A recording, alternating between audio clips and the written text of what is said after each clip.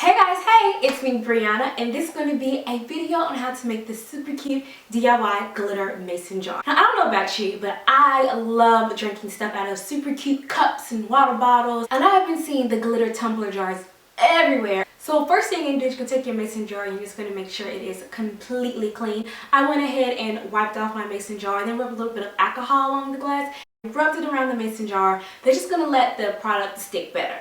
So once you have the super clean mason jar, then you're going to go ahead and you're going to apply the tape. You're going to have the tape around the perimeter. They're just going to ensure that you have a straight line. A great hack I like to do is I like to put water into the mason jar because then it's going to tell me exactly where I can have the line. I don't have to second guess. So once you have that mason jar, you have that tape, you're going to go ahead and apply your Mod Podge. You're just going to apply that Mod Podge all over that mason jar. You want to make sure that it's not super streaky. So what I like to do is apply the Mod Podge all over the glass, and then once I have the Mod Podge on the glass, just go through and clear up any streaks by wiping. Now you're going to take your glitter, you're going to apply it to the Mod Podge.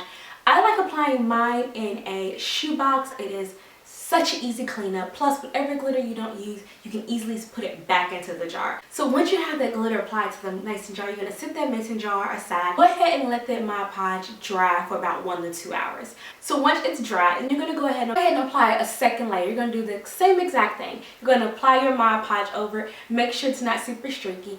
Go ahead and throw that glitter onto the Mod Podge and let that dry again for another 1 to 2 hours.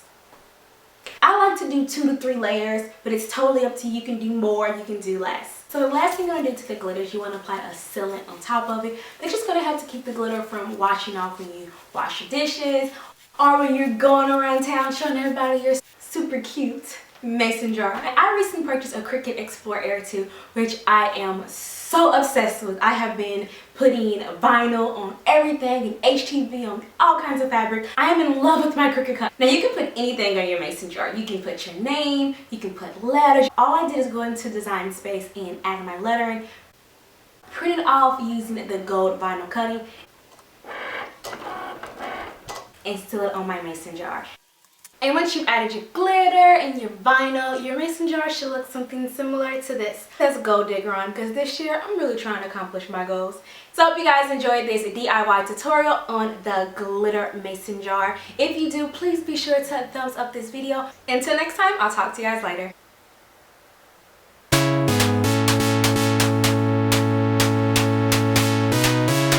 You totally can't beat that. A free recipe book and a cute mason jar to put the smoothie in.